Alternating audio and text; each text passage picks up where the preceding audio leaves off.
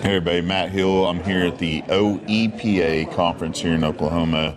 That's a Oklahoma Energy Producers Alliance, and I don't know, 30,000 foot view of them. They're primarily small and mid-size, not primarily small producers and operators. Independent producers. Mm-hmm. Well, introduce yourself, buddy. Avery Smith, Basin Environmental.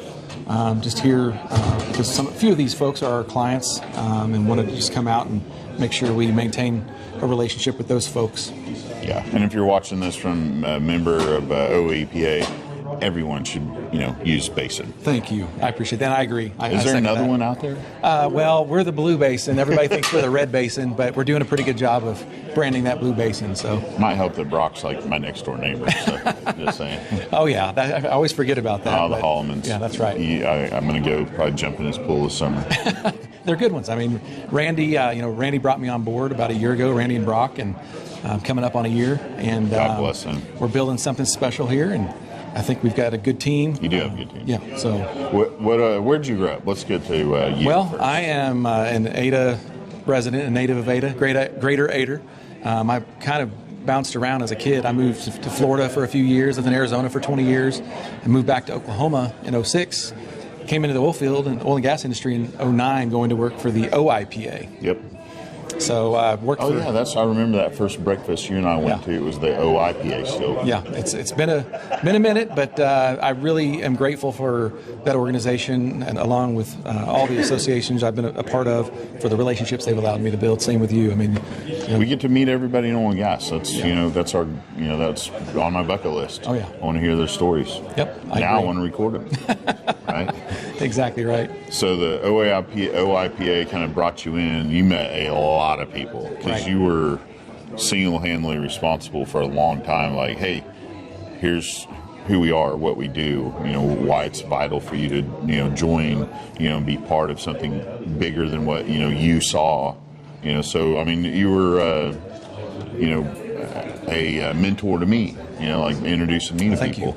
Well, I think, coming into a new industry, very green back in 2009, I didn't know the difference between a oilfield service company and an operator and a midstream company. You throw a midstream and pipeline company in there, it took me a good 6 months just to figure out how all the moving parts worked. And now I look back on it, I'm like, man, it wasn't that hard. But we take it for granted that people, even from without our industry, understand the difference between all those moving parts, upstream, midstream, downstream. But they're all key pieces of what we do. It really woke me up to the ways we could all help each other. Yeah. Well, and more than anything, I've learned that this industry, above as all others, is relationship driven. I've learned it from technical point of view. I worked for several great oilfield service companies.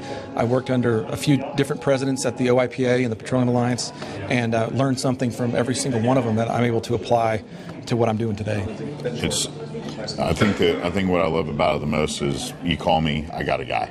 Right. And then there's not. It just makes. It's a blessing and a curse sometimes, but mostly a blessing. Yeah, but those are the guys you want to stay up, for 2 or 3 hours in the middle of the night and go calling around all your buddies that have the one thing that they might need or the one service, and go, hey, call them back with here's a gift, man. He's up, he's ready to go, he's at the gate, get ready. Well, I think one of the things I took pride in, and I still continue to take pride in, is, to me, a person that is new to this industry, or maybe isn't as heavily invested yet, they're not real sure where they want to put their money. Maybe they spend $500 on a sponsorship. Well, I look at those people just as as if they're as important as the person who spends $5,000 or $10,000, because eventually, if you get them to believe, they're going to invest in you too more heavily. It's a personal investment, and I carry that into Basin as well with my relationships here. So. Yeah, and obviously everybody becomes an energy advocate and an energy educator. Exactly, and we've grown even since I've come on board.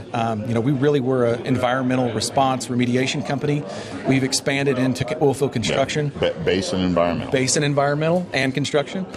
We acquired a roustabout company, and so now we're doing pipeline construction, tank battery construction, containment, facilities, really the whole gamut. Even outside the oil and gas industry, we ventured outside the oil and gas industry, doing a lot of municipality work, et cetera. So we're really becoming a full service. If you can tackle on oil and gas, anything, you can probably help everybody else outside of it. Exactly. Yeah. with all that, being said, how's integrating all that? Any hiccups right now? Is it people? There's always hiccups. I mean, when you expand from what your norm is, you're always going to run into some challenges. And fortunately, we've got a great operations team. We really do have a great operations team, and so they've been able to kind of pivot. And like everyone else, you're right. Our biggest challenge right now is getting good, qualified people to come in, primarily field people, to represent our organization. That's been our number one challenge. I think we could put more crews out there, and would like to put more crews out there. So if you're out there and you're seeing this and you're looking for a job, come talk to me. Find me. We'll talk to you. The environmental side of things, do you think now more than ever people are better stewards of their footprint in our industry? I tell you what, without a doubt, I think this industry, as you know, gets a bad rap publicly from our opponents as being a dirty industry, the evil fossil fuel industry, but nothing could be further from the truth. We were ESG before that was really a term. And that's why I think it's important for us as an industry to call out the bad actors when we see them on our own. And there are always going to be a few bad actors out there. And when we see it, I think we unite as an industry and we jump on it, because we all do care about the environment. We breathe the same air. Our children breathe the same air and drink the same water, our grandparents. So we want to continue forward as stewards of our environment. Yeah, amen to that. Well, I'm glad you do what you do. How do people get in touch with you? Just call me. I'll give out my cell phone, 405-436-0547, or you can email me, asmith@basinusa.com. Let's have a talk, and I'm sure I'll see you out at some of the oil field tailgates this year. And, he does a great job branding our industry and staying out in front and staying on the issues, so I appreciate everything that you do as well. I'm blessed, brother. Thank you. All right, that's what we do. Take care. God bless. We'll see you next time. Bye-bye. Thanks. Bye.